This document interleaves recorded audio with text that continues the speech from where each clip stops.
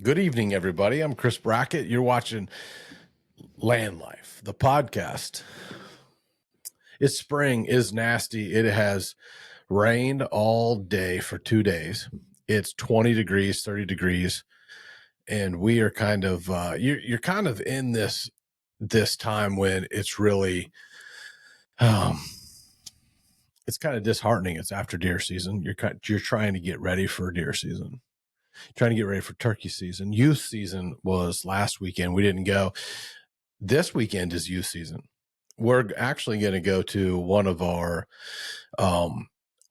clients' farms that has just a bunch of birds. They don't really turkey hunt. We're going to take one of the youth hunters out. He's never been before. He's never heard turkey gobble, and he's getting ready to watch 25, 30 turkeys pitch into this bottom field. And then hopefully they come into the decoys for a shot. But going to see a ton of turkey birds in Illinois. If you are listening and you have a place in Illinois to turkey hunt, it is youth turkey season this weekend. It's 2 weekends every spring. It's a $15 tag, and you can hunt from Saturday morning half hour before sunrise, something like that, till like 1 o'clock on Saturday and Sunday. And it's definitely something that a lot of people that own farms that are out of state, they really don't take advantage of the turkey seasons because our population's dwindling quite a bit. And so we're in a situation where I think it's really good to take the youth out and let them experience it. But it's really early, and it's always freezing cold in April. But we are in a time where we are preparing for the planting season. And today, this episode is episode 23 of Landlife, and it is about apple trees, where we're going to plant apple trees, how to make that better around your farm, kind of these little specialty items. And then today we just got back from Giant Goose Ranch. We just got back from Giant Goose Ranch in Canton, Illinois, which is one of our favorite places to go. We're looking at cabins. We have a couple cabins for sale. If you don't know about Giant Goose Ranch in Canton, we got about 50 bodies of water. We grow fish there. Herman Brothers Fishery is based out of there. And we are, it's like a really unbelievable campground. And you can rent cabins there. So you can get online and look up Giant Goose Ranch. You can rent cabins and come visit and catch almost every species of fish in North America, including brown trout, rainbow trout, and palomino trout, and largemouth, smallmouth. We have lakes specifically for Canadian fishing, like northerns and even muskie. We even have paddlefish that are swimming around in these lakes. These big giant strip mines in Canton, Illinois. So Giant Goose Ranch is one of those places to go. We have cabins for sale through Herman Brothers Realty at this place. And then there are campgrounds that you can camp and then fish all year. And it's a membership, and it's some of the best fishing in the world. And we just opened up a restaurant. Herman Brothers Giant Goose Ranch opened up a restaurant called The Hub this last summer, and it has been a huge success. The boys are getting ready to open that up with their families. I was talking to Chad today. And then we have another thing that we're going to talk about, which is this new big giant wedding venue, or get together, or conference center, however you want to say it, or camp. We have a lot of, men's groups and family getaways. This thing's like $5,000 a weekend, and we sleep on the uplands. It would be open in May. We've already got like 10 or so bookings. I think they're 5,000 to 10,000 depending on the package, but it sleeps on the premises up to 100 people. And it is about 40 acres and some of the best fishing and cleanest water you've ever seen. It's not like any other place in the Midwest, especially Illinois. We're building a brand new gym, arena, wedding venue with these giant garage doors opening, looking over 20 acres of the most cleanest water in the planet. We've got water slides in the lake. We have swinging, rope, contraptions that throw you out into the lake. We've got this little floating man cave. It is truly a sight to see, but you can look at, it's called the Uplands, and it is in Norris, Illinois. If you're looking for a wedding venue, you're looking for a place to throw a family reunion, you're looking for a place to just get away with a giant group of people, church groups, it's never, I've never seen a place like this as a retreat. And the Uplands, Herman Brothers, the family's doing it. And this project is probably going to be one of the greatest projects that I've ever seen happen. The undertaking that it was going to take to be able to build the giant building next to the giant house and have like a hangout area, and then have all these beds and rooms. And I mean, there's one room that sleeps like 16 people. And then, you've got your catering kitchen, and you've got your basketball courts, that a big lawn to have your wedding out there with the lights and on the concrete, and the ladies can pull up and get out. Chad designed it where the ladies can get out and never have to walk across gravel or mud because of their heels. And we're trying to find something with Landlife and Game Changers Land Management that we're going to put together a men's retreat type thing. We're going to put together like some type of either archery, dad, son, getaway weekend that can be just men, and teaching sons how to do stuff. And this isn't a sexist thing. It's not like men and women and whatever, but without involving my wife or any of the females, the only people that I'm, comfortable with being around with my marriage and mentoring young men and father figures to take them out and teach them how to fish and teach them how to shoot archery and teach them how to do this stuff. So don't think it's being sexist. It's just, I'm built to lead men. I don't have any children. I don't have any women in my life except for my mother and my sister and my wife. So it's not a sexist thing. It's just if I was thinking of how to utilize the Uplands in Norris, Illinois, I would be thinking about how can I put on a whitetail filming, land stewardship, fishing, men's father-son kind of getaway thing. And then if somebody wanted to put together a female one, that would be great. Like we are building that, and we say we because, nothing can be done with just one person. Herman Brothers is a family. I'm a part of the real estate side, which is, I'm a broker in Illinois. And then we have projects that go to the Herman Brothers fishery. And then we have the giant Goose ranch ran by the family. And then, Justin kind of heads that up. And then the fish is kind of Nate's thing, and Chad kind of oversees the big projects and land and building. And then all of the other partners and all the other family members, they're all just as important. It's just I work mainly with the three of them. Man, I'm talking about pickleball courts, horseback riding.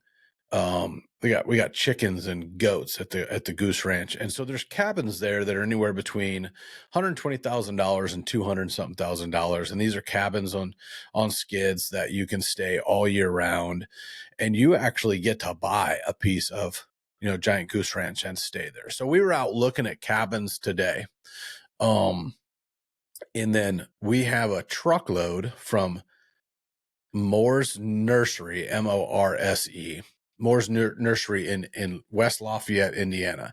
We have put together a Landlife power pack of trees. And Bryce, what were those trees that we picked up? So we got Golden Delicious, Black Arkansas, Pink Lady.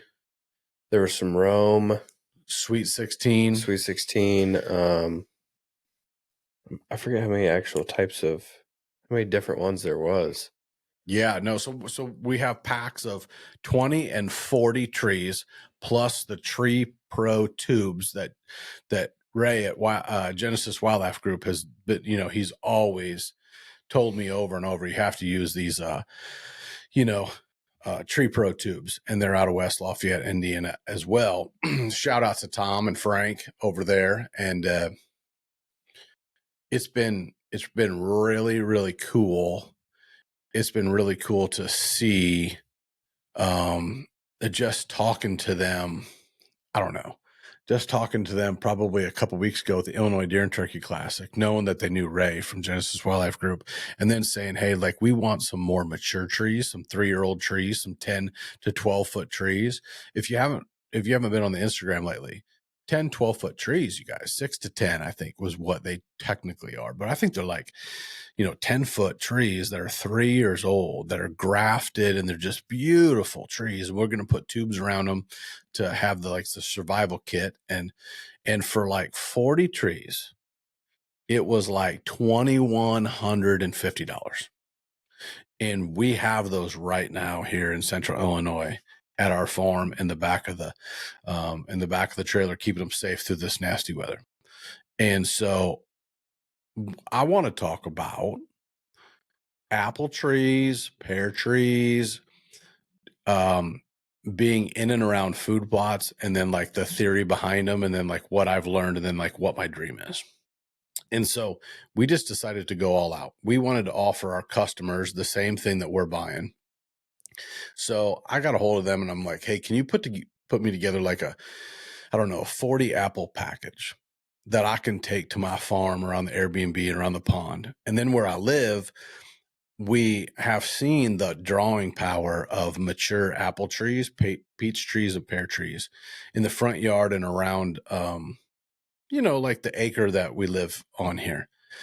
And we've watched these deer come from miles in the summer, and then in the kind of the early fall, we've watched them just tear up these trees every night, have giant deer underneath these trees all June and July and August. And the real key to me was I wanted to find out if there was a later dropping tree out there. I knew it wasn't going to be the peaches. I knew it probably wasn't going to be the Bartlett pears or anything, or like the Honey Crisp pear, I think it was, that we were supposed to get, but they're not ready for us yet. So we went ahead and replaced that with the Pink Lady apples, and so I wanted the drawing power of fruit trees around my clover plots and around certain areas in my farm that would just give the deer something else to key in on, to maybe make that difference in coming out a little earlier or having them hang around a little longer on my farm. So I'm always looking for that advantage. So 2 years ago, we planted 50 or 60 Dolgol legacy root stock that Genesis Wildlife has. And we planted all this root stock. And I still think that was one of the greatest things I ever did. But I wanted some more mature trees that were maybe going to drop a little longer. If you know anything about the crabapple Dolgols, guys get a hold of Genesis Wildlife Group out in New York.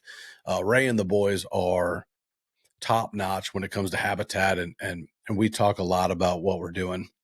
And those trees I planted, me and Bryce and my wife and friends, we got behind the tree planter. We were able to just throw those in the ground and then go back and use the Tree Pro tubes over all of them. Now those are out of the 5-foot tube the first year. They should be producing crab apples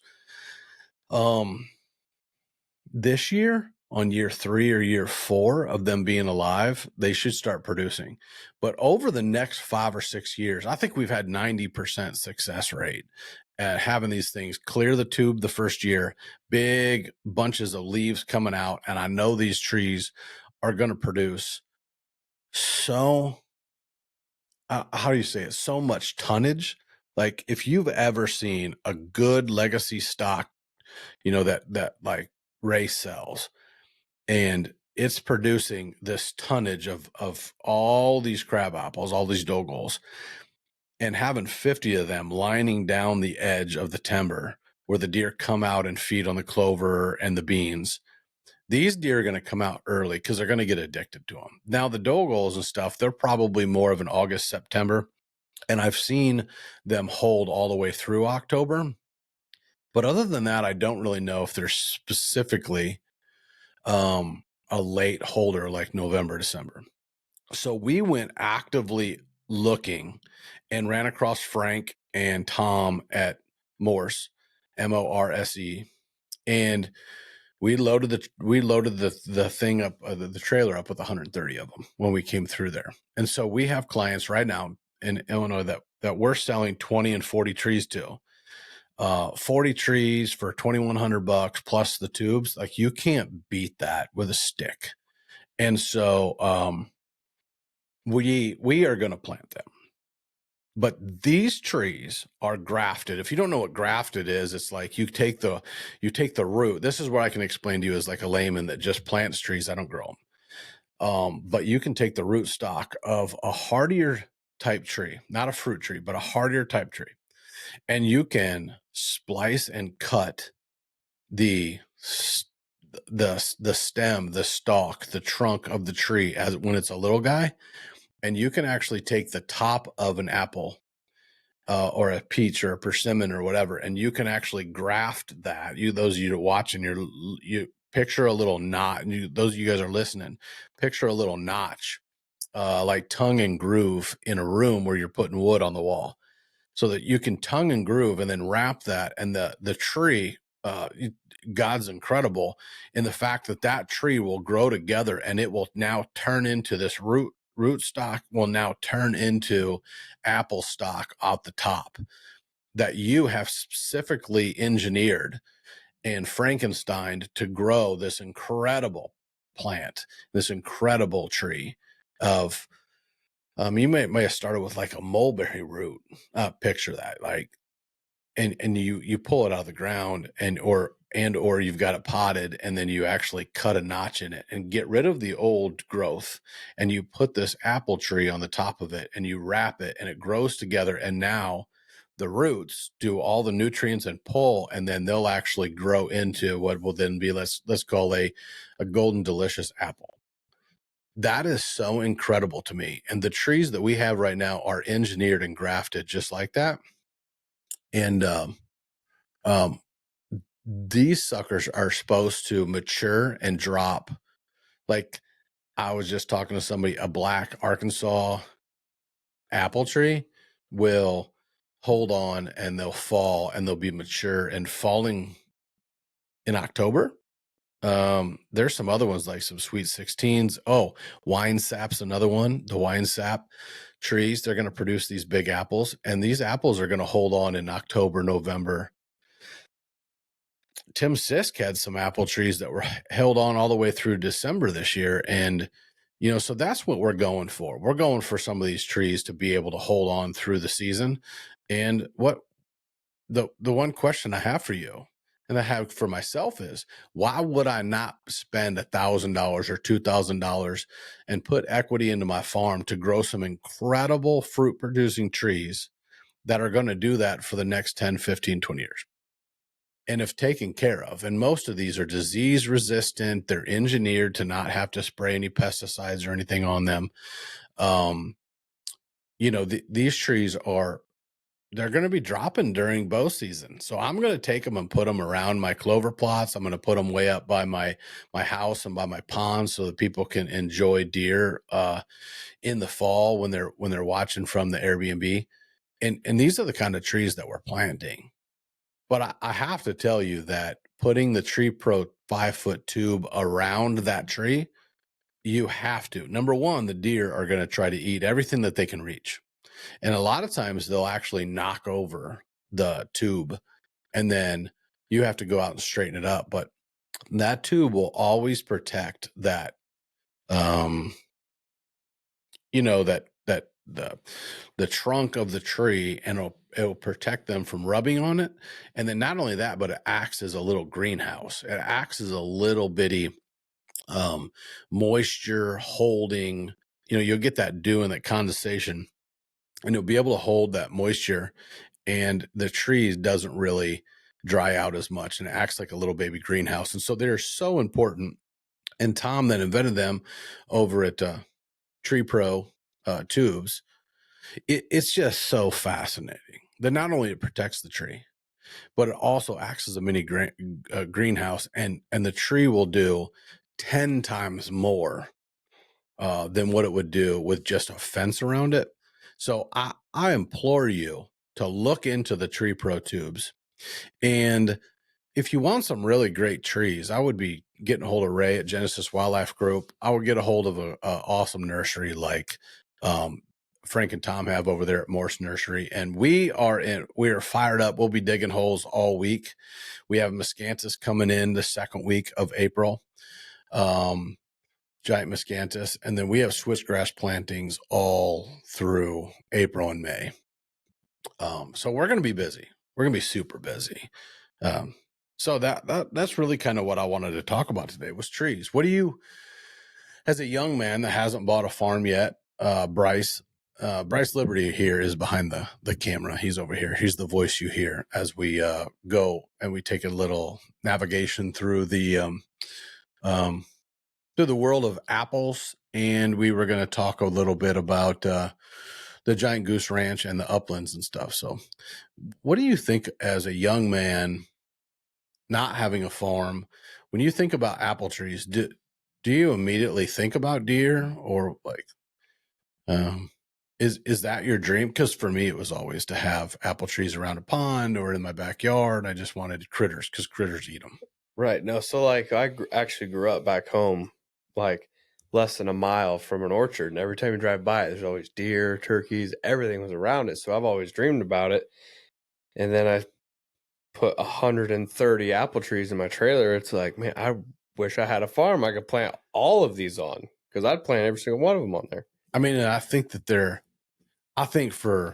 $50, Oh, a 10-foot tree with a tube, with a stake, with survival. What was that? Like a mat, like a weed matting or something that went on the bottom? yeah, it's Like a little square. yeah, yeah. For $50.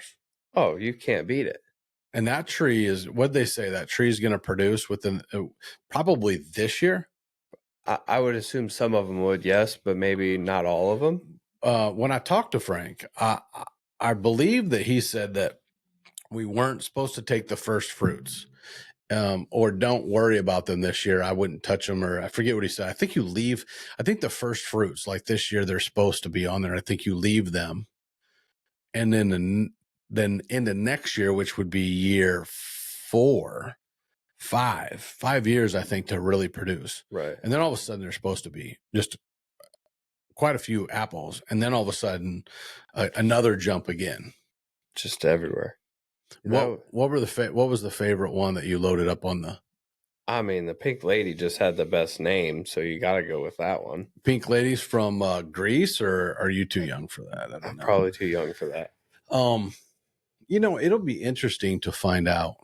And we got to make sure that we label them, because I really want to pay attention to when they drop, Oh yeah, to get like a timeline.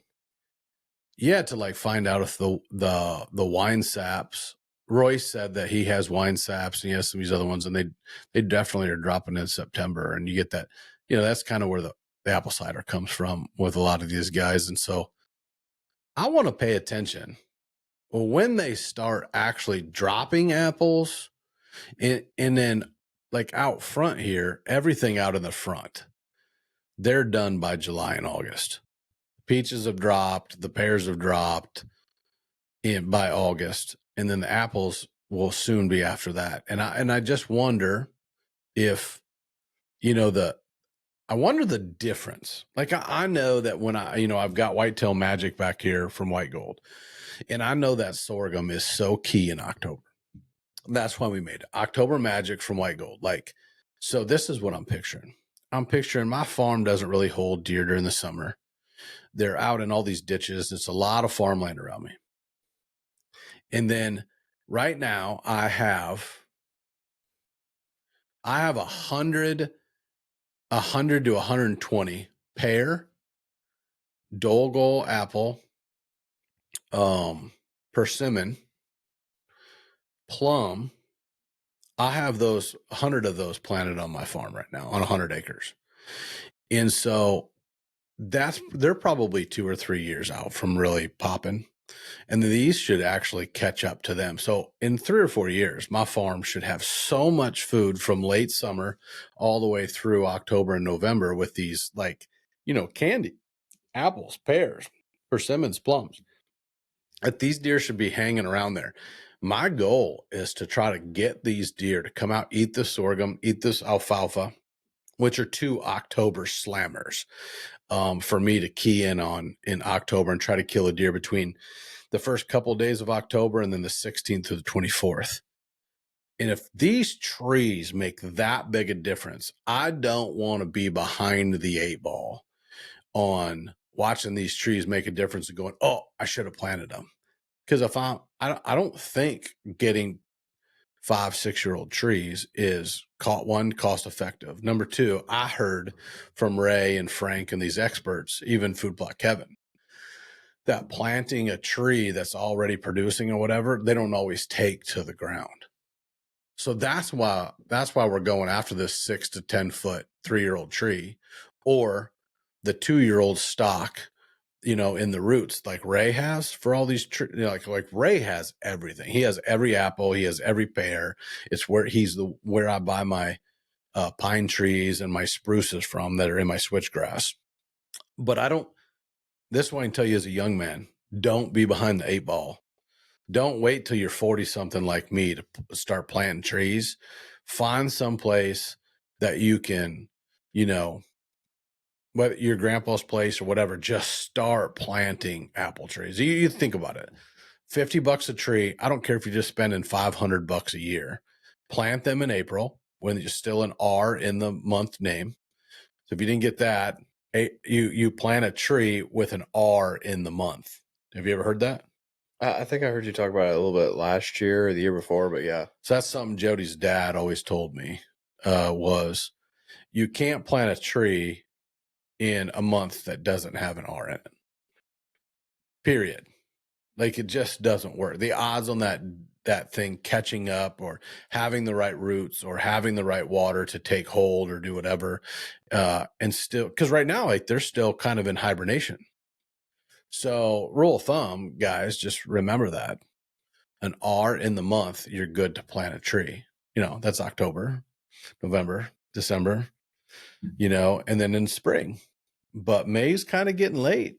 You really want that soil to really take hold, suction down there, and then have this big growth spurt when the warm hits, like kind of be cold, let that ground firm up and then go. When that plant is actively growing and growing leaves and buds and shoots and all this stuff, and then you move that plant and you plant it, I don't think it does well. So you kind of got to plant it while it's hibernating, is what I've been told. It makes sense, really. Yeah, you uproot something while it's actively producing energy. Right. And I don't think it's going to do well. It's like taking kids out of school while they're in the middle of the school season. I think people, wait till summer to move and then put their kids in school. So it's the same thing. So if you're thinking of trees, don't just buy the Walmart ones. Don't just buy the cheap ones. Find ones that are graft and when they're going to drop. So we know all these are October, November. Anyways, check them out. They all have websites. Genesis Wildlife Group, give Ray and them a call. I think he's headed to Kentucky right now. I know that Bordeaux Brothers up there in Vermont and New York and Maine, I know that they can get Genesis Wildlife trees. So if you guys are up there and you're listening, you got plenty of time. You're a little bit north of us. You're colder. Shout out to Cubby Bordeaux and Bordeaux Brothers up there. Look them up. If you're up in New York, you're up in, Vermont and Maine. If you're up there, get a hold of Ray. He's got all these beautiful rootstock trees. Get the Tree Pro tubes from, Bordeaux Brothers and get all that and look up there they got tons of deer seed and food plot seed and even went up there and taught a little bit of how to plant them. But that's a big deal. Those are that's like candy in your food plot. But don't wait. Start now planting this stuff.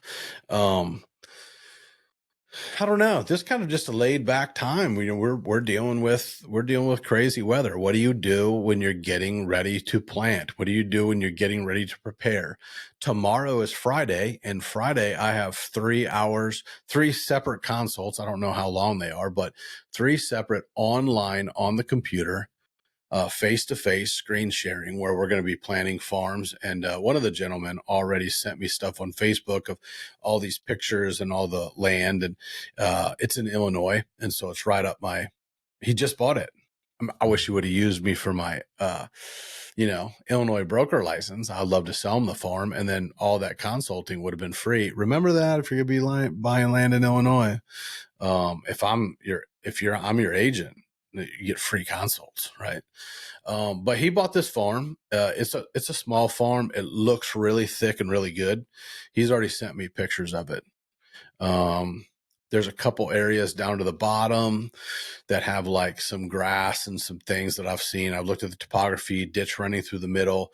There's one spot for a southwest wind that if he drops in about a half-acre kill plot right there.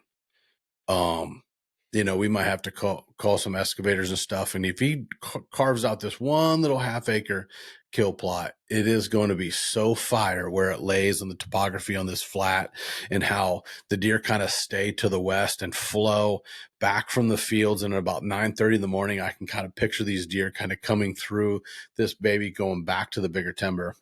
And it's where a really big deer would cruise 9:30, 10 in the morning, kind of like the kill plot. And these are the things that I'm going to be looking at on this guy's place. And it's like $350 for the consult. And you go to whitetaillandlife.com, or we just launched our new website, which is golandlife.com. Golandlife.com has information on boots on the ground, which is a consult that I do. Like I'm going to Wisconsin next week to do a boots on the ground. And I come back and I do all the planning and I do all the explanation and all the mapping and all that stuff on my computer. But you got the boots on the ground stuff.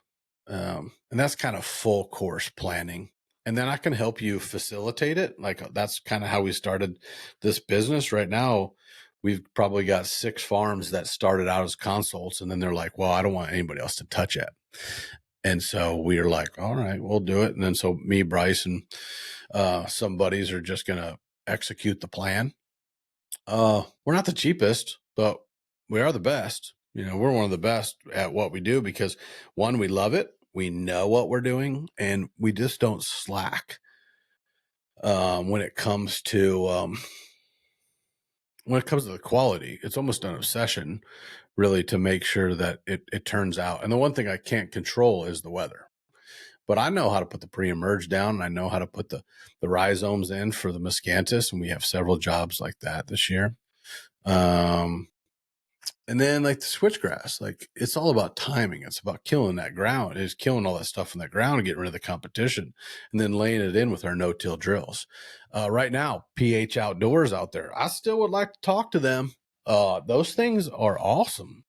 I got a couple buddies right now that need some, and I think Ray has sold like 20 units. If you're up there in New York and you're wanting, if you're wanting one of these big Genesis 5 PH outdoor drills, you're going to need to get a hold of Bordeaux Brothers. You need to get a hold of Genesis Wildlife Group, Lock and Load Sporting Goods. But I wish I had one right here. I would like to be a dealer for them. I'd like to talk to them. I'd like to get rid of these Great Plains and be only in this G5 unit because I think it's really easy and a lot more compact.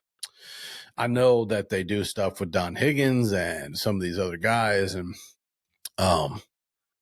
quite frankly, I think we can do a better job of teaching people about it. I don't think there's enough people out there telling you about the settings. I don't think a lot of people are actually really teaching about them. I think they're just promoting the brand and they're not doing what Ray is doing, which Ray is out there telling you exactly. If you called him and you said, hey, I got this Genesis drill. What do I calibrate it at? And I think there's too much of a secret. I think people are really scared to just tell what the setting is. I really think you can just set it and go. If you're planting 10 to 20% more or less than what it is, I think those numbers are contributing to even the seed that the birds eat. and lose. I'm not scared of that. If you overplant, you're just making sure that you've got really good fertilizer, that you've got really good lime, your numbers and your pH is good. If you got your pH good, man, you can feed that stuff. If you have to hit it with a little more 13 or 4600, if it needs a little nitrogen shot later on, I think the world's calling for it. I think the world's calling to hey, don't make everything, don't make everything so secret. Share with people. If you tell them the truth, like we try to tell you the truth here, you're going to get a lot more. What is it? A lot more flies with honey. I don't know. Bees with honey or flies. I don't know. Flies like poop. I don't know. Yeah, I think it's bees with honey. Yeah. But I would like to be on that team. I would like to show them what we could do. I think I have clients right now that need units, and we'd like to be a dealer. So, speaking of fertilizer, what was that company called? Organic something. Gosh dang it. Organic. What is it? It's not Solutions. It might be Solutions. Yeah, I think it might be. Organic Solutions? I think it might be. I'm going to look right here. I think it might be. It's turkey poop. It's turkey poop, man. Turkey pellets. It was pretty incredible. I got a phone call today from a gentleman. He's going to come up. We are going to do a chicken poop fertilizer. This is incredible. This is an incredible story. And I don't even know what I'm talking about. So I was talking to Chris Jones today at Organic Works. Organic Works. Chris Jones is going to come up here and he is going to bring me turkey poop in bags. Now, this is fascinating to me because up till now, I just grabbed some lime and I just grabbed some fertilizer. And I'm no Kevin Boyer here. And Kevin Boyer is like the dirt wizard. But the organic microbes and what was he saying? He was saying stuff about the microbes and the nutrients and the organic material and matter. Yeah, it helps create more organic matter in the actual soil. Right. To help develop your soil.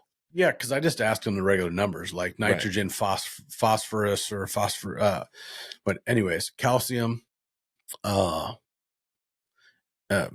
there's 3 numbers when you buy fertilizer. First one's nitrogen. I think it's calcium and phosphorus. Mm-hmm. That's what I think it is. PK. Yeah, PK. Yeah, PC, PK, whatever. As you can tell, that's not my strong suit. I am spoiled in Illinois. And so when my buddy, Brandon asked me in Tennessee, what do I put down? And I'm like, man, you need a no-till drill. But you need to make sure that you have, and this may really help these guys like in Tennessee, what Brandon's got, turkey pellets. I mean, this has got micronutrients in it. It's got this organic matter. It pulls all this kind of stuff that makes it active to be able to, help not only the pH with your lime, but a lot of like microorganisms that help the plants utilize the potassium. Oh, yeah. That's what it was, right? Yeah. And so it helps them utilize these things. You're not going to skimp on them, but anyways, the guy's coming up and he's going to be right here on this podcast and he's going to tell us about this and he's going to educate us. I said, listen, man, I'm not an expert when it comes to that. I can tell you how to put lime on your soil. I can tell you what lime to use. I can tell you how far it goes. I can tell you that the lime is the most crucial part. If you guys are listening to this right now and you're listening to this and you're like fertilizer or lime, always lime. If you have your pH up and it can unlock the potential of your soil to utilize the nitrogen and all of the fertilizer, your plant's going to grow better. You can put as much fertilizer as you want on it, but if your pH is only a 5 or even a 6, it's not going to unlock the full potential that's probably already in your soil. This is neither of them, really. It's kind of this in between that you put on with the microorganisms and all these other things. And I'm going to be learned up. I'm going to be talked to about all this stuff that I don't know. And I invited this guy on the show, Chris, and Organic Works. He's going to come teach us about these things. And he's also bringing up the turkey poop, the turkey pellets. And we are going to spread it and experiment, not only on my good soil here. This is Illinois timber dirt. It's good. It grows anything. It's a little clay, but it grows anything. We're going to put it on this Illinois timber dirt. And then we are also going to go over probably to Goose Ranch or some of my other properties that we have. That property we just sold. This all is strip mine ground. So strip mine ground, if you guys don't kind of know about soil, the top, let's say the top 6 inches to a foot to 2 feet, depending on where you're at in the state, depending on where you're at in the field, has topsoil, black topsoil, organic material. When you dig out these big giant coal reserves back in the 40s and 50s in Illinois, you were left with these incredible holes that filled up with water and are some of the best fishing holes on the planet Earth. Crystal clear, big fish, deep, clean water. But where the flat parts were, this is all the stuff they dug out of the bottom and lay on top of the dirt. So it has horrible organic matter in it. So it's really tough to grow food plots. And then on the other hand, the same things to be said for the rocky ground down in Tennessee, where Brandon's at. And so, long story short, getting around all of this is you have good soil in Illinois, good soil in Iowa, little rougher soil in Missouri, a little rougher soil as you go further south, a lot of rocks. You don't have as much organic material because there's just not a breakdown of it over the years. And so the first person and the first place I thought of was Missouri, parts of Kansas, and Tennessee could really benefit from essentially organic matter in the soil. Which would be by this Organic Works. So they're bringing up 40-pound bags, pallets full of them. And we're going to test them out in a whole bunch of different places. And this isn't, they're not a sponsor yet. I would love them to be. I find it fascinating though. I've seen hog, growing up around hogs in Quincy, Illinois. I've seen people take all the hog manure and spread it all over the fields in the fall and let it break down. I've seen the cow stuff, but I have never heard of poultry or turkey pellets being made into some type of fertilizer and organic material. But I think it's fascinating, and what a good use for it. I want to find out more about the benefits. And anyways, Organic Work, shout out to them. We're going to experiment with that within the next couple of weeks. We're going to try a bunch of different plots. New sponsor came on board. We're going to take a minute right now to thank them. One of the things that I didn't know I needed until now, and this is the Lowdown viewfinder. SD viewfinder. It's got a 9-inch screen on it. I have had this one out in the field. It holds an SD card that you have like which one I got in now? It's 100 and something. Yeah, so I got the bigger one. I got the big 100 and something that goes in there. And then I put in the smaller cards into here as I go from spot to spot. So whether I'm walking back in there and I've just got it in my hand or in my pack, or if I'm riding in the truck or in the Polaris, I'm going to have more than one of these for sure. And that, you put the SD card in one side right here and you read it, and then you can quick pick out the pictures of the bucks that you want, and you can save it, or you can just save the whole card and fill this up. You can play your videos on here, and we're going to have Al on here telling us more about Lowdown Viewfinder. This is a high-speed trail camera viewer. This is not your grandma's viewfinder and trail camera viewer. This bad boy is it's just fast. It's just really fast and it's simple. And yeah, man, they're out of Wisconsin. Like I have not met one person from Wisconsin that I didn't absolutely think the world of. And this thing was so easy and fast. I didn't know I needed it. I don't like using my computer to look at SD cards. And, this thing's awesome. It's got an HDMI cord. I can play it on the TV. I can play it on my computer. And it's an SD card reader and it's a viewer and it saves your pictures, downloads them to a bigger card. I just absolutely love it. And so they're a part of our team and when we thank them.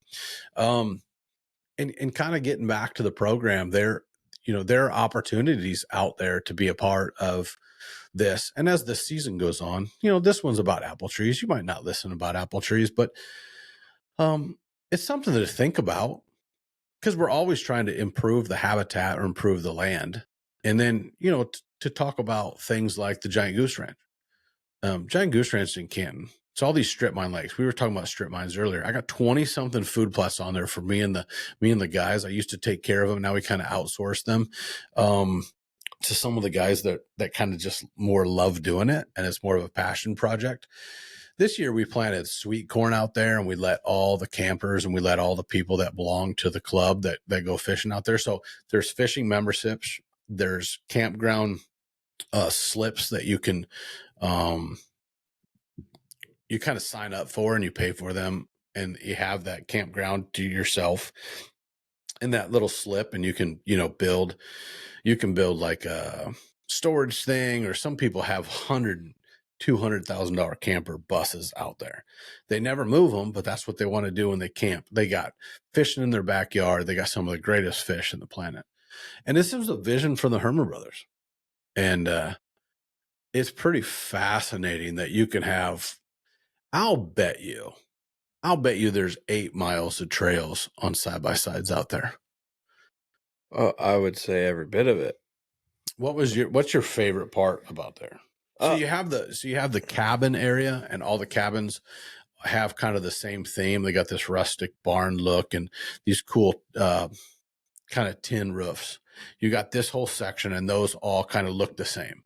And then you have 3 other sections that are camping, camper, buses, pop-ups. Right. Home Depot sheds that people convert into houses, like little cabin getaways. Yeah. Whatever.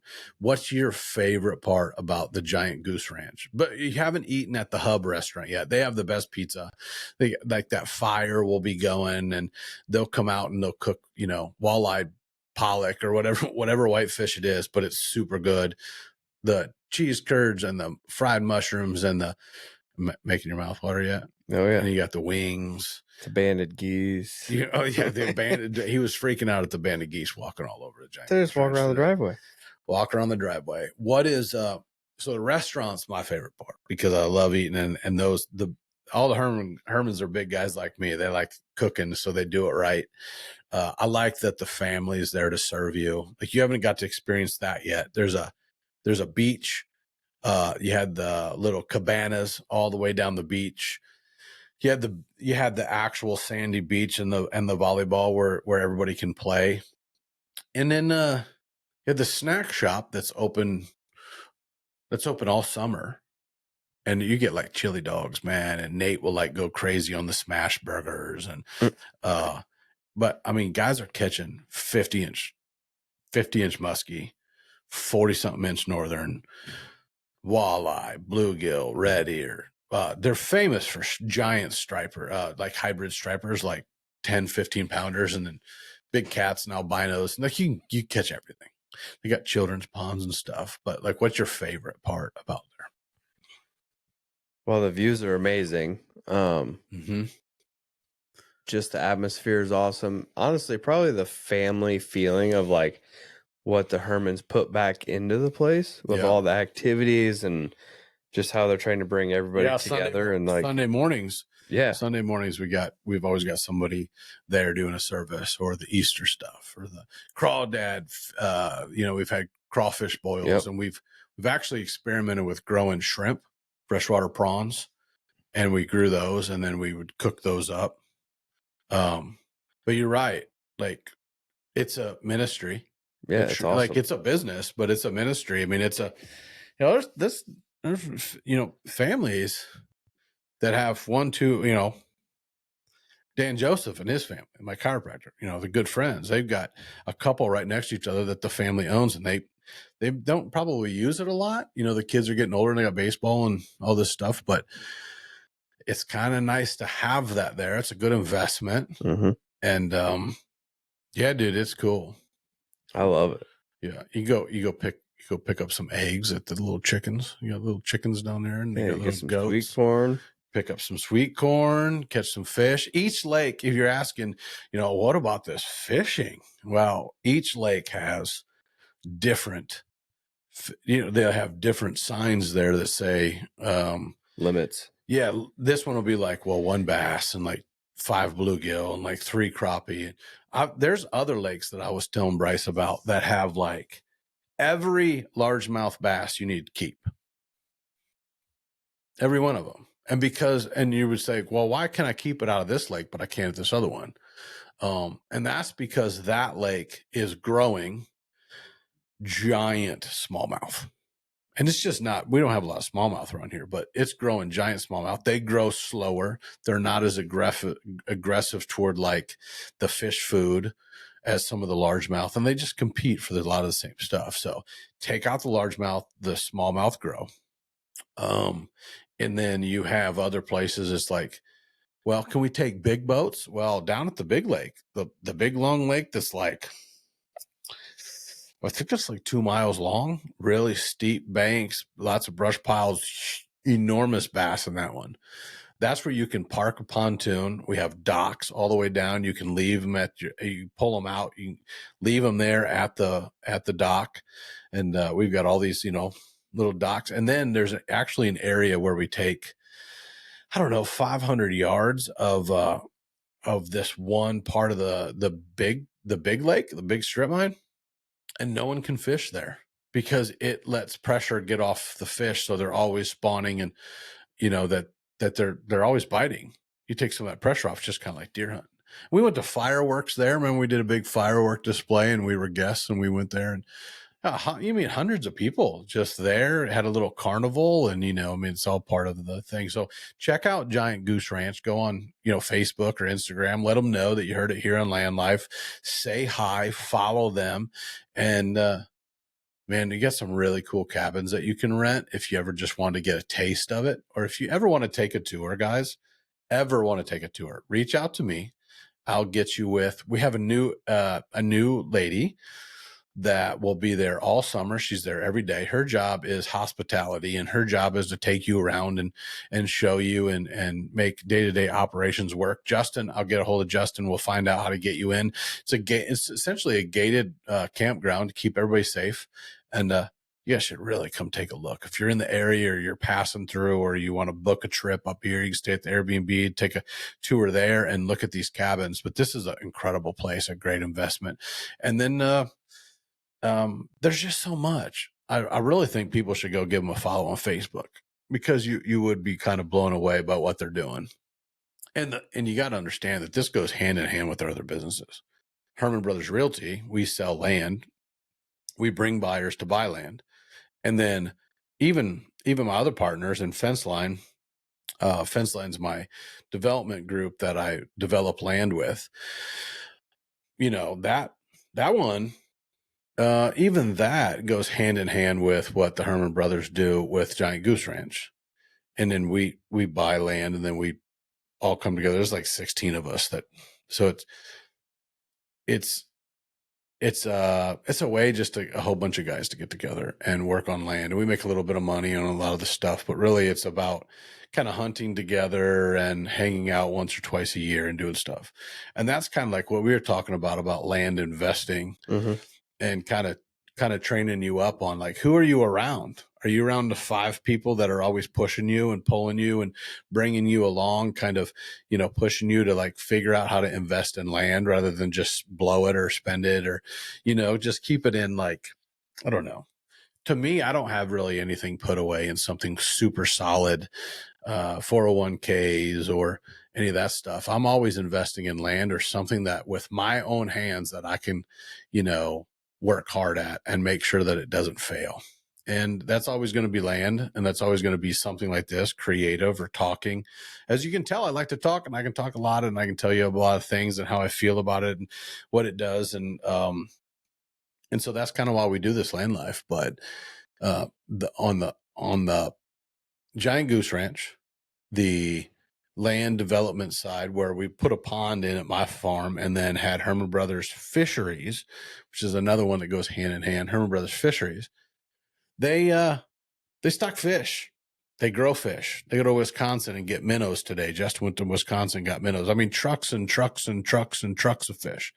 Some of the best fish, some of the best strains of fish. We talked about smallmouth today, how you were trying to make, not trying to make Norris, the lake on Uplands, where the venue is for retreats and getaways and weddings, or just family retreats where you can have a church camp there with 50, 60 kids, and they've got boys dorms and they got girls dorms, and then these big areas that they can swim and do all the stuff. So like that is something special. But that lake is always going to be a giant musky territory, because it's so clear and got really, the sunlight's able to get down. Something about the sunlight gets down in the clear water and then keeps it cool enough in the thermocline down there to keep like perch and stripers and smallmouth and the trout.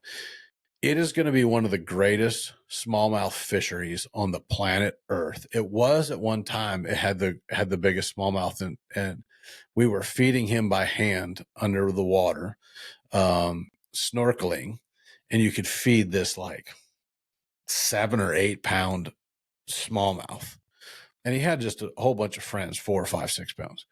But Nate and them grew this giant state record smallmouth, and like they never caught him. They didn't care about catching him. He was easy to catch. It wasn't about the record, but they're going to keep growing world-class smallmouth. I know they just hatched out some perch. They just went to Missouri and looked at some more fish. They run back and forth to Missouri to some of these places and bring back all these fish. And then we have them in holding tanks. And then Austin and his guys, they keep them alive and they keep them highly oxygenated. And then you put in your order. So if you're looking for fish anywhere across the Midwest or really anywhere and you want to inquire about it, look up Herman Brothers Fisheries out of Hannah City, Illinois. And that's where we're stocking, I don't even know, 5,000, 10,000 ponds every year. I mean, these guys are working in the winter, it's not as crazy. But boy, when spring's early like it is this year, these guys are running 24/7, 365. All the brothers are pitching in, all the brother-in-laws are pitching in, all the wives are pitching in, and they're just flipping fish. And so they'll bring them in, they'll feed them, they'll grow them up, they'll get them to a certain, making sure that see, what people don't understand about fish is they're kind of unlike deer, but like them in a point where, genetically, a deer has its genes, and if it gets if it gets enough food, it'll just always grow, and it'll be some super mega giant. And you see that with mule deer in the desert. They don't have a lot to eat, but what they do have to eat is high in protein, high in what they need, and they still grow 200-inch racks. In the Midwest, New York, down south, Missouri, and the rocks, things like that, you have different deer with different genetics, and really all they really need is to get older, and they'll be incredible. Illinois deer will normally outdo Missouri deer. But if some of these Missouri deer in northern Missouri, if they got the age on them, they would be incredible. So then you take like a New York deer. A New York deer can get really big if he's left alone to get to 6, 7 years old. And the same with fish. You can throw a bunch of bass in a lake, but if there's too many bass, those bass are going to stunt out and there's not going to be very many of them. That's just not the case with whitetails. Whitetails are going to move. They can leave. They're on land. They can go to different areas. Some areas are going to get killed out. That's where the fish and the wildlife and the whitetail kind of different. these fish can't go anywhere, you know, so you're looking at a thing where you want to start a fish out at a little bitty fry. You want to, you know, Austin, these guys, you want to just keep feeding them and get them everything they need, and they will explode, triple, double, quadruple in size. And once they're on that path and you keep feeding them, you have never seen anything grow like a bass or a bluegill, especially a bass that's 3 or 4 inches long. And he has minnows and shiners and everything in that pond. And he is a feed trained bass. That bass, I've watched my bass grow from 5 to 7 inches to 2 pounds in 12 months. They are giant and they are ferocious and they're healthy and they're thick. And so fish to me are fascinating. If you start them out feeding and you keep them feeding, I cannot believe how fast they grow. And they're just healthy and they're happy and they're like you can throw something in there and they hit with triple the velocity of a regular fish. So if you've never tried super quality fish, you've never tried them, you've never tried them, you just bought them from the state or you just bought them from wherever, and you want to try some really good genetic feed trained fish and, you know, walleye and palomino trout and rainbow trout and bass, smallmouth, perch. You want to try muskies. Every once in a while we get muskies and we'll put it on Facebook on Herman Brothers Fisheries website, and we'll just be like, anybody want any muskies? We just got a whole shipment in. And these are the most pretty 12, 15, 18-inch little guys. And you put them in your pond, especially if you're trying to get rid of a bunch of bait fish, a bunch of little bluegills. They're just fun to have in there. They're just gonna keep growing, dude. But the fish is almost more intriguing to me than the whitetails are anymore, because whitetails, you just do your thing, you leave them alone, I do consults every day, some type of mapping or some type of talk about what I'm doing. Those are pretty cookie cutter. You've got your main predominant winds, how you're going to intrude, don't put food too many places, put them out where all the food plays off of each other, and then like how they come through, and then when to invade. And, you know, people talk about deer being like, I think there's a lot of pros out there, you know, and I don't know what that Chris B joker on Hunter podcast the other day was saying. He's like, there's no professional hunters. All right. What makes a professional podcaster? What makes a professional fisherman? What makes a professional race car driver? What makes a professional in business? What makes a professional lawyer? And they were having this discussion about professional hunters. What makes a professional hunter? Well, someone that calls themselves that. Period. Who am I to argue if somebody's not a professional hunter? I mean, you only get to kill 2 deer in Illinois every year. And every year I kill 2 deer in Illinois. And I hunt 90% of the season every day. And I'm studying whitetails 365 days a year. At what point does some validation of some 20-year-old kid that probably living out of his daddy's pocketbook, moving from one state to the other and shooting professionally and whatever, what makes him a professional archer? Because he's paid. What makes a professional hunter? I am paid to teach people how to hunt a bigger deer. Am I a professional hunter? Sure. I'm a professional husband, right? Yeah. Am I any good at it? I don't know. Some days. 50-50. 50-50. Am I a good podcaster? I like to talk. Does that make me a professional? Yeah, sure. Right? If somebody asks you, what do you do professionally? What do you do the most 90% of your life to earn a living? What I would say is professional. Yeah, when somebody ever asks you, like, what's your profession or what do you do? Like, it's land, deer. Yeah, am I a professional deer guy? You do something every day. Somebody does. What was if you do it for how many thousand hours? 15,000 hours. Then you're considered professional or an expert or an expert, professional. Well, there you go. Right. And so I think these topics out there are just silly to me. Whatever you do the most, if you sleep more than you work, you're a professional sleeper. Yeah, 100%. I agree. If you mow lawns, are you a professional lawnmower? Absolutely. How do you become a professional hunter? Quit your job and hunt every single day, and you do it as a profession. Whether you ever make $1, whether anybody ever validates you, that's what you do as a profession. For someone out there to say there's no professional hunters, not any golden moose. Oh, where's my golden moose? It's in the other room. Oh, in the box. I got lots of them. Doesn't make me a professional hunter. No, it makes me a professional entertainer, videographer, producer, professional businessman. Okay.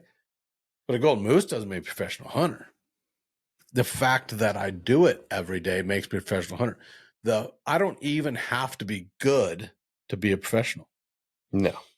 You could just be a professional. You don't have to be good at it. I know people that are really great at things and they're not a professional at it. That's not what professional means. I believe if we looked up professional, it would have a very, somebody that does something for a living. And I think people get really bent out of shape when they're like, you can't be a professional hunter. I'm sorry, Chris B. I'm not going to listen to you.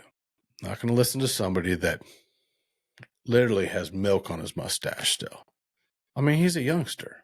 And the only fact that I'm even bringing this up is because I was watching Hunter podcast and I watched a kid try to give the world life lessons. That is just an absolute baby. The world hasn't kicked his butt yet. He thinks the world is a really, really happy place. But people out there that are professionals are people that sell. If you sell things every day for 5 days a week, 40-hour day, that's your profession. Were you a professional welder? That was my profession, yeah. That was your profession. Do you hunt for a living? I mean, that would be cool, but I don't know. So are you a professional hunter? Absolutely not. No. But when you hunt to get the information in your brain to teach it later on, maybe you're a professional teacher of hunting. But my point is that if you're hating on people saying there's no professional hunters, you got to get a life, man. Am I wrong about this? I'm a professional at being wrong. Well, maybe. I'm a professional at being wrong, so maybe I'm wrong. But I just don't think, in my opinion, and you can't take my opinion away from me. The world can't take my opinion away from me. The feds can't take my opinion away from me. My opinion is that if you do something to the point that you are the best that you can be to yourself, you still might not even be the greatest in the world, but you're still doing it professional. I'm never going to run up mountains with rocks on my back like Cam Hanes. I'm never going to be a professional rock carrier up a mountain. I would say that Cam Hanes is a professional rock carrier up a mountain. Yeah, I would second that. Cam Hanes is a professional workout guy. Yep. Yeah. 1,000%. He's a professional running guy, right? Yeah, right. Yeah. He's a professional at writing his articles about elk hunting, the backwoods with Joe Rogan and whatever, right? Whether they bought a hunt or they hunted public, that doesn't matter. They do it really, they do it a lot, and they're a professional about it, and people listen to them. They're professional. You don't even have to be good at it. Like the two of them, I don't believe that they could come here and grind it out in Illinois because and execute what my big, hairy, cold-blooded, so like I'm cold-blooded. Like I love being cold, man. It does not affect me. I'm either hot-blooded or cold-blooded. However you say that. I think I can be cold-blooded because I kind of hibernate. Yeah, like if you're cold-blooded, if you're cold-blooded, you can sit there and you never really die from it. So I don't know.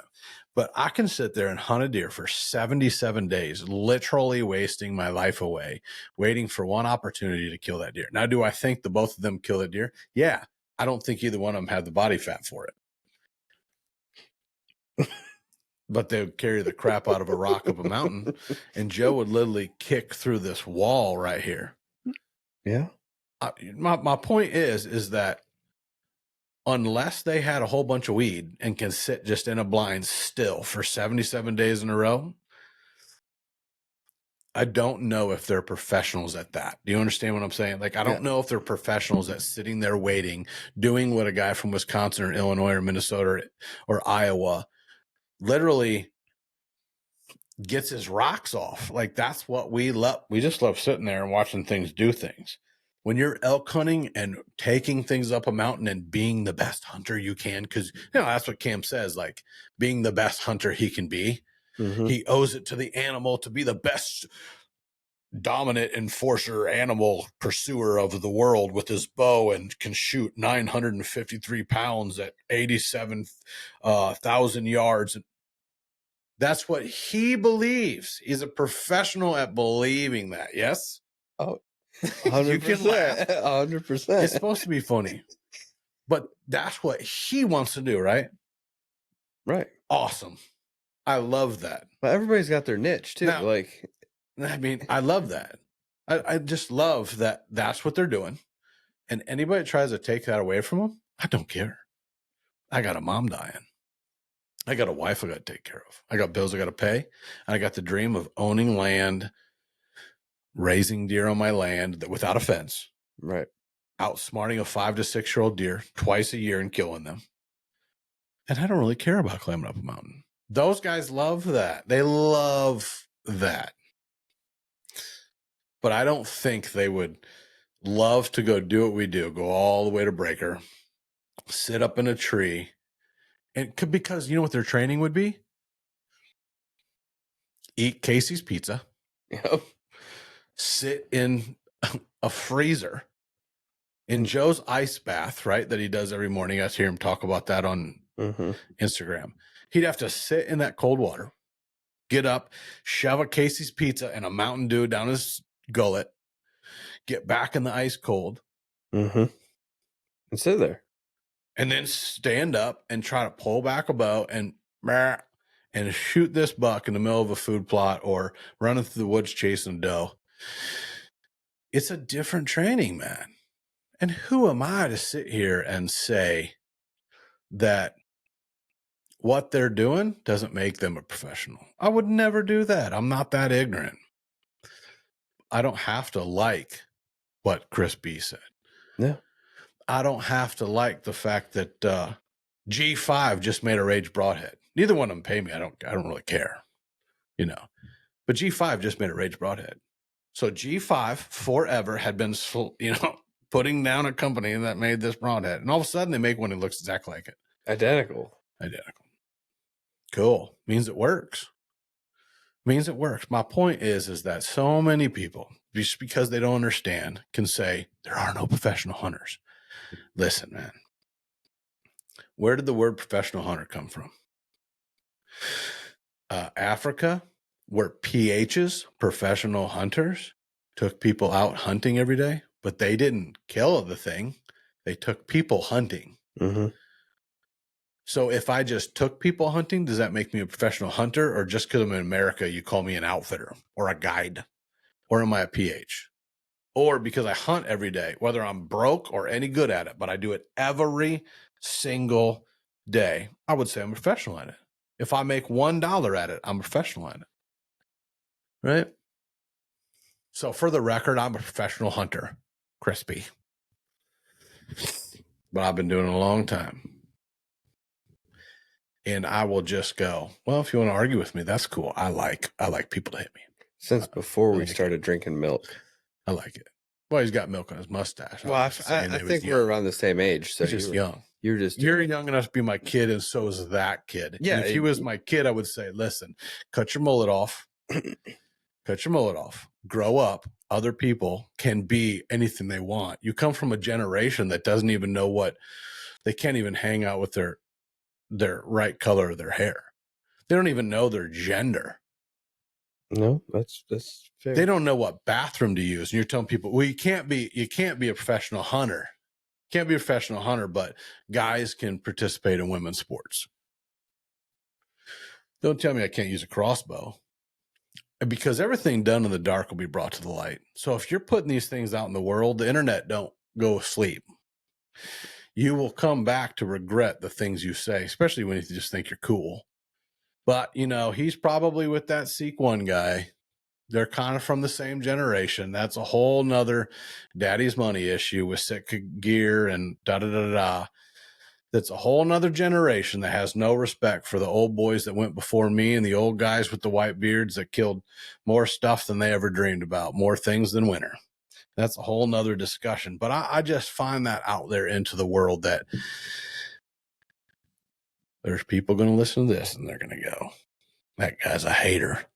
No, this guy doesn't care. I'll be dead before they ever realize that they were wrong about the things and how they look at it and how they do a lot of stuff. And that realize that the things that they're doing already happened. It's just a lot easier to get out in front of a million people because you're a TikTok star and you're a YouTube star.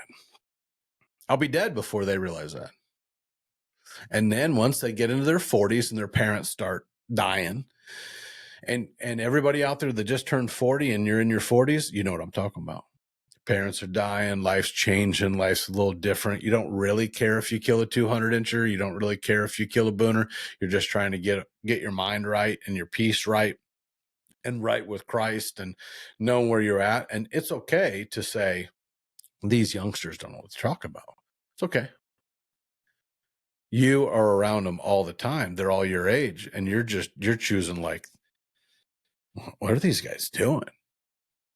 You know, the worst part is that like I saw a meme this week, or I saw a video this week on Instagram that was literally like, I don't even know if you've ever seen this. Have you ever seen Mad TV? I don't believe so. No. Stuart, get back here. Look what I can do. Look what I can do. No, that's literally your whole generation, especially in the outdoor world, is running around going, look what I can do. Look what I can do. And if you haven't seen it, look up Stuart on Mad TV. It's a little bitty kid that's just going, Mom, look what I can do. Like, I don't think the generation out there that wants the attention for this stuff has grown up and said, I'm just going to do this for me. They're just wanting to put it out there and say, hey, look what I can do. Look what I can do. And they want to go. And one of the videos I saw this week was a girl walks up in full camouflage. I think her name is Macy. And there's something wrong with the fact that the women can just get so much attention and it's just so lustful and whatever. They don't even have to be really that, I don't know, Dallas Cowgirls, vroom, vroom, you know, hot to trot, you know, this sexy woman anymore. It just has to be like a girl that you want to go like, I think she's cute. And like, you'll just watch her because it's in these people's brain and they'll watch it over and over. This girl literally walks up to a tee with a golf club in her hand. And they're like, what are you doing? And she's like, oh, I'm golfing. And she like hits the ball. And then she like hits the ball with a 5-wood and the tee's like teed up like 7 inches. And you think, oh, well, she's joking around.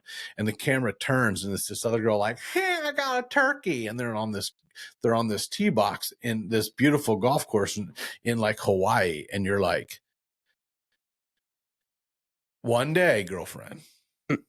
And the 2 guys behind him going, oh, you look so cute. Oh, look how fun this is. Like, literally, that's what everybody's having fun. Listen, have fun. Because one day you're going to grow up. Life's going to get really real. And you're not going to be living on the TikToks. You're not going to be living on the Instagram. And your loved ones are going to be dying.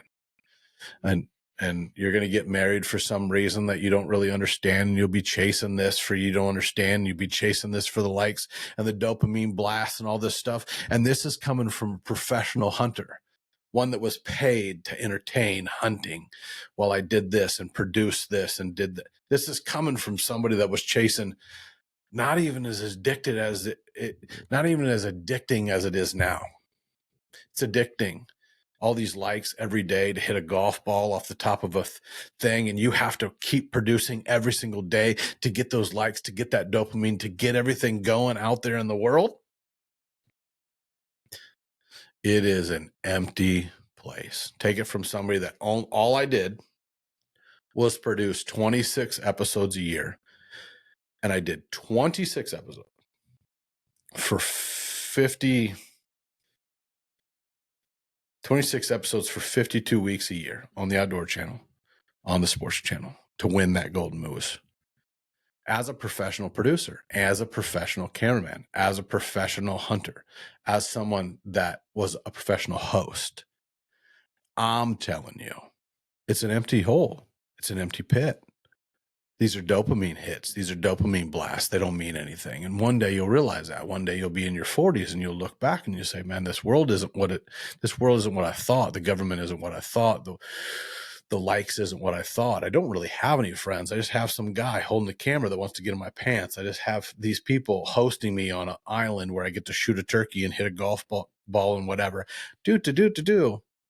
And I only hope that you have the opportunity, have your eyes open, and that you see that it's not what it really is. That's the blessing. If you do get to finally see it, if you do get to understand it. So yeah, I can stand here on my soapbox. I can stand here because I trudged before you in this outdoor world chasing my dreams, and I caught every one of them, and none of them really meant anything. None of them meant anything. I've golfed in camouflage in the middle of a thing just because it was funny, just because it was cool. I got my head shaved at some event where I killed a turkey. We've done the tee box thing, and we've pulled bows out of the golf cart and shot. Corey Brossman shoots a goldfish in the middle of this thing, and Jay Gregory's playing an 80s hair band on the stage, all in the same 12 hours, did. And I can just tell you that, yeah, they're fun. Yeah, they're fun memories, but they don't mean anything if you keep chasing that dopamine hit, if you keep chasing that dopamine blast. Because I've been there. Seen it.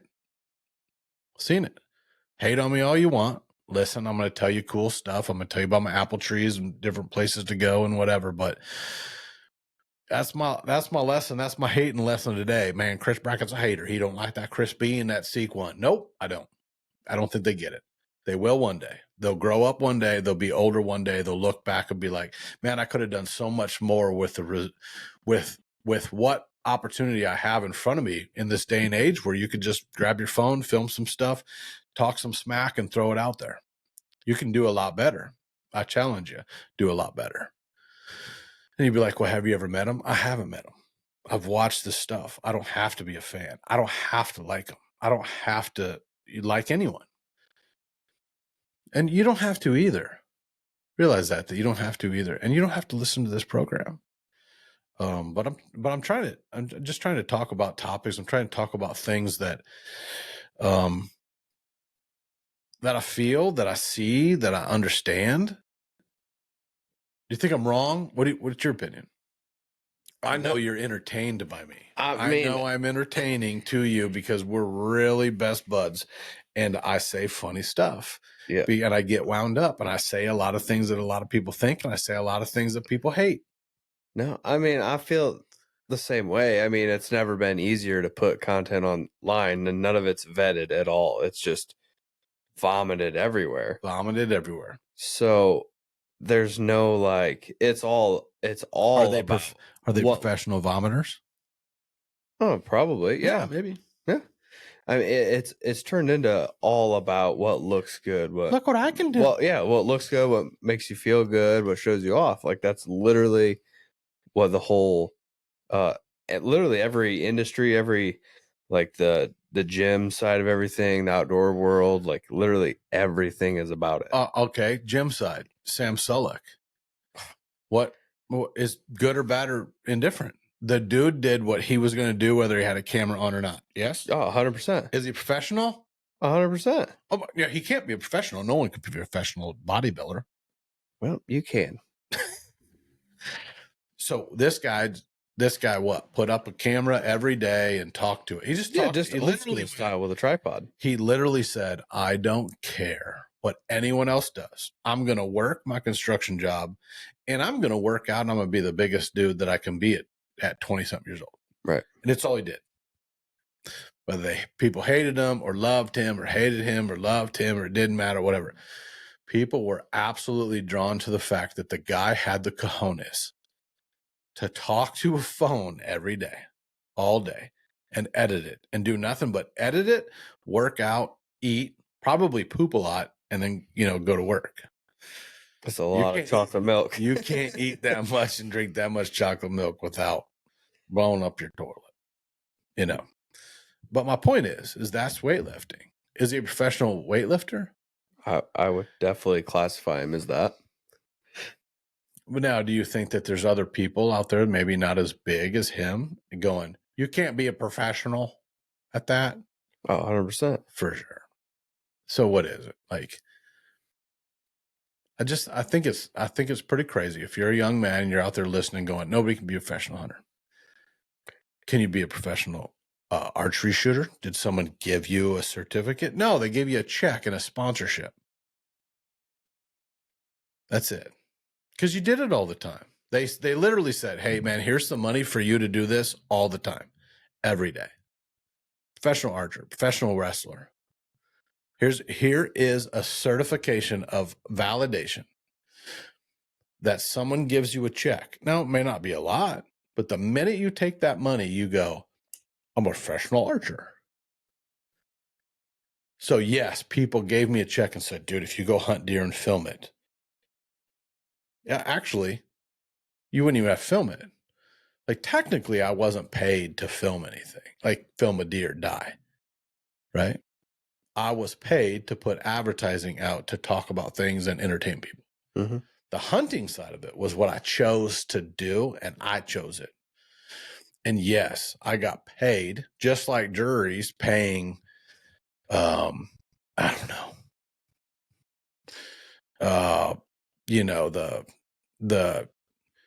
all the different shows that the juries do or whatever. Back in the day, they used to pay per inch of antler. There you go. You're on our team. You're a professional hunter, and you get paid by the inches of antler and the quality of the kill that they rated. That was the money that they got. Those are the contracts. The part where that kind of went away from it is when it started to become a Lacey Act violation if they could put a dollar value on a ticket. If a dollar value on a ticket was over $300, it was a felony, right? So you kind of got away from that. So, things like that. Like there's a lot of subjects that we talk about. But that was the week in review. That's what I saw this week. Was I was watching Jared and Jeremy. And they're interviewing this kid. And I've heard about him. I heard it on YouTube and TikTok or whatever. But I just watched pure ignorance vomit out of his mouth. And I just thought, who are you? Who are you to do that? Young, dumb, I don't know. Allegedly. Don't you have to say that after every time you allegedly, talk to that's fine. Allegedly. Just say you didn't mean it. I didn't mean it. Well, allegedly, I didn't mean it. My intentions were pure. Yeah. Speaking of pure intentions, white gold. White gold is my favorite seed on the planet. Why? Because it's the freshest. The freshest and comes to your door. WhiteGoldDeerFeed.com. White gold is in Michigan. This Clover Rush right here in front of me, the Clover Rush. I'm just going to read you some. You got some Berseum clover in there. You got some Bearcat medium red clover. You got some white clover, legacy white clover, and that Ladino, and that jumbo 2 Ladino clover, and the chicory in here. This is one of my favorite blends on the planet. This Clover Rush right here in front of me. The Clover Rush is, I've used a lot of clover. And I've used a lot of clover that had like more Stalins where they kind of crawl across the ground and it's more of a creepy crawly stuff. But here in the Midwest, and if I'm wanting to grow something for a deer clover plot, I'm looking at Clover Rush. And the reason why is because I have pictures on my Instagram of the whole palm of my hand being covered up by one giant white clover leaf that's right here in this seed mix right here, Clover Rush from White Gold. So that's my favorite clover. This one right here in front of us, I don't know if you've seen it yet. This is the Claim Jumper. Claim Jumper is something that you just put with your brassicas. Every time you hear me talk about radish heavy, me mixing things with my brassica blend, which is my favorite, Gold Fever. And then I put this Claim Jumper, we called it, and it's got some radishes in it, and it's got some collard greens. Those are two things that I think are key to most brassica plots, and nobody puts them in them. Like not enough radishes, and a lot of people don't put collards in there. So I'm going to mix the collards in with the radishes in a bag called Claim Jumper from White Gold, and you add it to your favorite brassica mix. Okay, those are some White Gold favorites right there. I've got a switchgrass. My switchgrass from White Gold, I asked them to make this. You guys can kind of hear that on the radio. They come in clear bags. It's just like featured on Chris Brackett's Landlife. This is the Fort Knox. This is a Cave-in Rock switchgrass with a RC Big Rock and a Tecumseh switchgrass. This right here you can buy online. It is 6 pounds, and it will plant 1 acre. So if you're wanting to plant an acre of switchgrass, you can order 1 acre of fresh switchgrass in this blend that I use that heads straight to your house and lands. This isn't sitting on some shelf out there into the world and going bad or going old. This is fresh to your door. It's why I work with White Gold. I buy some of my stuff at Kelly Seed and some of these other seed places if I just need to get some seed. But man, if I want to guarantee it's fresh, and if I want to tell Bill in Michigan that Michigan or Ted in Tennessee or whatever, if they're wanting to use the same seed and they're wanting quality and they're wanting to pay for the quality that they're getting, and they want to end up at your doorstep and you're using the same high quality fresh seed that I am, order White Gold. Like, people go, well, what's the difference between, co-op seed and this seed? Well, I know that this mixture is made with the big blends of white clover, right? Like I know it is, and I know how fresh it is. And yes, the co-ops have some clover bagged seed, in your local town or whatever. It's still clover. The deer's still going to eat it, but it is not going to be as good as having 3 or 4 different kinds of big Ladino white clover in that mixture. And I just know that stuff is really good. You might have some other seed like, these new ones that are coming in these boxes. I mean, you got these clear boxes. I think it's Dominion seed or Dominion or Domain or whatever. These guys are all over the place right now. These big plastic jugs sitting there. How airtight is that plastic jug? How long has that been on the shelf? I don't know. It's one of the reasons why 5, 6, 7 years ago, I stopped buying stuff that was on the shelf. I see Antler King on the shelf. I see Biologic on the shelf. How can you tell me that a semi truck pulled into Farm King and threw all this stuff up on a shelf, and it's the same freshness as the stuff that you're getting delivered to your door, straight packaged out of the factory in Michigan? Not the same. Can we say not the same? Not the same. Not the same, right? This big boy, this big bag right here. This big one right here. This is White Gold October Magic. So October Magic is really cool. You guys listening about food plots. Let's say you got your apple trees in, you got your clover rush in, you've got your beans in, you've got your October Magic right here from White Gold. I've been begging them to make this mix because I've been making it myself for about 3 or 4 years. October Magic, you don't plant it in October. You plant it in May. You plant it in June. You plant it in April. You're wanting to order your October Magic now. You're wanting to put this thing. I do like 3 bags of this per acre. It says you should be able to use 2. I know you're going to mess up a little bit. We talked about fertilizing really good. I'll be using 3 of these for one and 1.25 acres. And it's got a pea in it and it's got a soybean in it. I always add an extra soybeans that I have left over from my plot to it. So I'll go soybean, and there's peas, and there is sorghum / Milo, and there's some radishes in there and some turnips. And so this right here, you're going to plant it in early season, April, May, early June. Prepare the soil, kill the weeds, prepare the soil, throw this stuff in. This bag right here will do a half acre. And then you just put this stuff in, man, and then you cold pack it and let it come up. You can do it out of a drill, and you can do it out of a drill, or you can just broadcast it. Let this stuff come up. You're going to have these big heads of the sorghum and the milo, really tall, 4 foot tall. Now, down underneath these big heads of these big leaves, you're going to have these peas that are climbing up the milo and the sorghum. And then you're going to have these big, beautiful soybean plants with these big green leaves. These deer are going to be demolishing them. Come October, because they're kind of shaded, the soybeans are still green. The peas are still green. The heads on the sorghum is going to be big and red and beautiful and have these big balls on it. And those deer are going to be so attracted to the tops of this while eating all the other leaves that they're going to demolish them in October. You want to kill a really big deer, you need to get some of these apple trees. You need to have a little bit of clover. You need to have a nice little plot of like Roundup ready alfalfa, and alfalfa planted somewhere that you can get in with a good wind. And if you have about a 1/4 acre or half acre of this October magic that these deer are feeding in, you're going to have a big mature deer on eating in that alfalfa and trying to eat the heads of the sorghum while eating the leaves of these beans and peas. And if you don't kill them early, that deer is going to still stay on there, because underneath all of this top stuff, the sorghum and the peas and the soybeans, you're going to have this bottom stuff, which is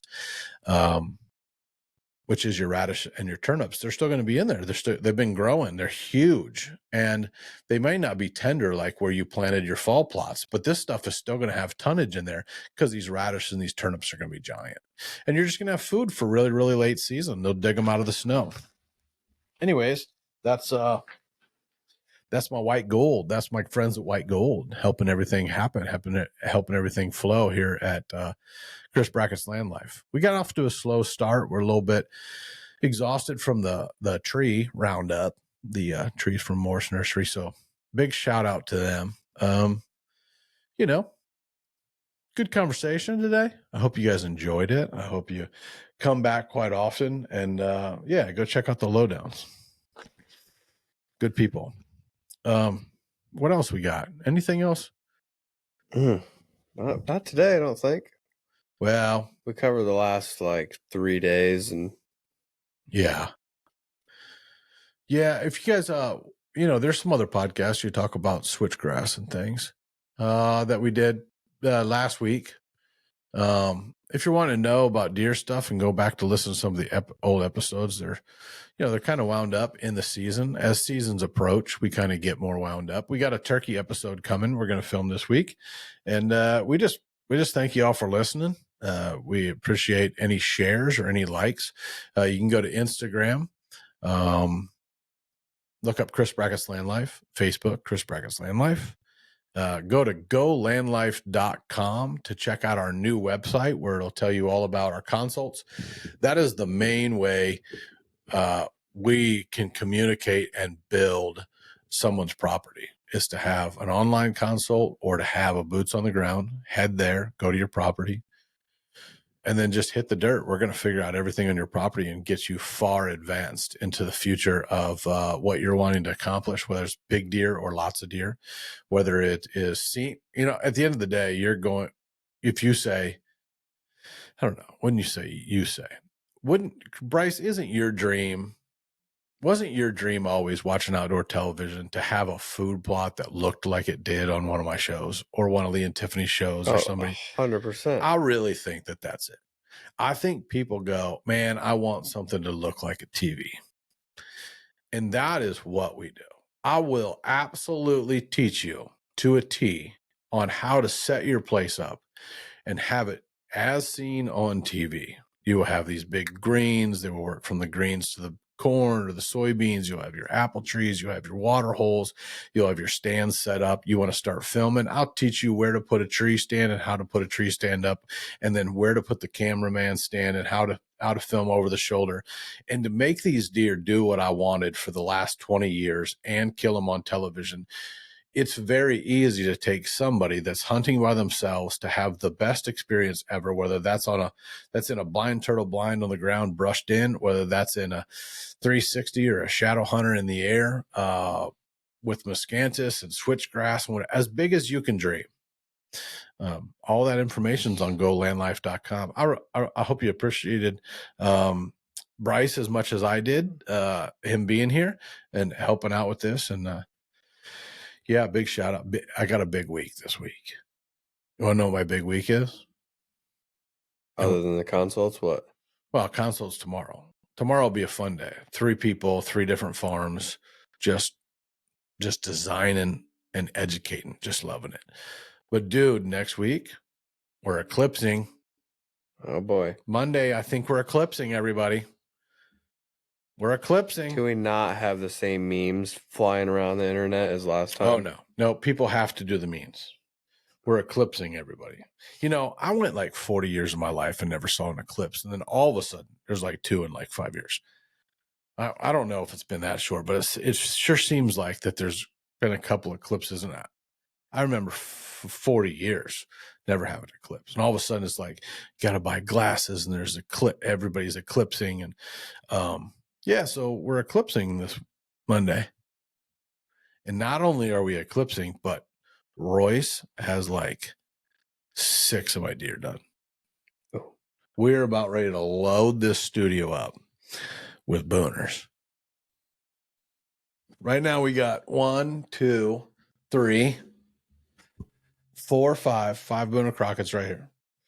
He's bringing 6 more in. He's got 1 more booner to mount up. And then we could get a couple more of the booners from the barn, and we could probably put in, we'll be close to like 18 booners in here. We should do it. We should have 18 to 20 booners just in one room, because I don't really think that, you know, and people be like, well, that's not a booner. He didn't score 170 inches net. 160, 165, 170. I believe it's just 160, isn't it? Flat 160. Yeah, it just depends, like non-typical, typical, whatever. If you're hitting the 60s, you're in Boone and Crockett. It's just not all time.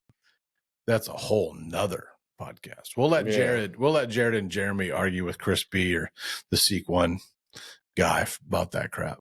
Yeah. Yeah, because they care about numbers. But we are talking about booners. I care about numbers, I guess.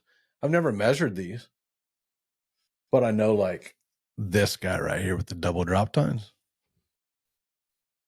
He's probably 176, 177. I know that dude's 193. My biggest one. Penguin, probably Penguin's 171, 172. And then the 2 from last year were 181 and 183. Both in the same year. Wolverine, Handy. The year of all years. And then this year I only killed a 160 and like a 172. Only. I know. It was a rough year, sorry. And that old boy, he's 170, 171. There's an 8-point deer. Well, this 8-point deer. This 8-point deer right here's got 85 inches on one side. One side. So 85 inches and one, I don't know. 85 inches and what? Probably 60 inches on that other side. He's got an extra little point. He'll be close. Yeah, He'll be probably close. He'll be real close. He'll be in the 60s. Has an 8-point frame with the 20-inch spread. Bass measurements, going to get them real close. But that's just fun. That's just fun. It's just life. But you know what? I'm not a professional hunter. I'm a professional podcaster. I'm a professional friend. Yeah. Yeah, I just, that's a puzzling thing. Like, no, you're not blew me away. professional. Like, it just blew me away. He wasn't like, let me back this up, guys. He wasn't saying it about me. He wasn't just saying in it for me. general. I just couldn't believe that was the conversation. The conversation blew me away. Like just the context of it, the conversation. Do you think that actually, like, he actually meant it, or you think that they're trying to be controversial to get the clickbaity type of stuff? I don't think so. I don't think he was doing it just to clickbait. I think he was doing it truly. That he really was like, I don't know, imposter syndrome. Is that why someone would say that? Well, no one's a professional. And then Jared, he's funny. Jared's funny. He's like, oh yeah, he goes, well, yeah, but what about the Gold Moose Wars? And he says it with like a smirky smile, and he's like, oh, and then that guy was like, oh, that's for production. Like he answered the question. Like Jared was being funny and a smart butt. And then the guy was like, no, that's for production. Like he was justifying it. It's like, well, yeah, but you don't have one. You don't have one. no. Sequin guy doesn't have one. No. This validation from people out there watching. Okay, cool. You're a professional at it. I don't know. Till next time. Till next time. Till next time. This is Landlife. I hope you guys had as much fun as we did. I just like talking a lot. I like talking to you, I like educating you, and we'll just keep bringing them. All right, guys. See you later.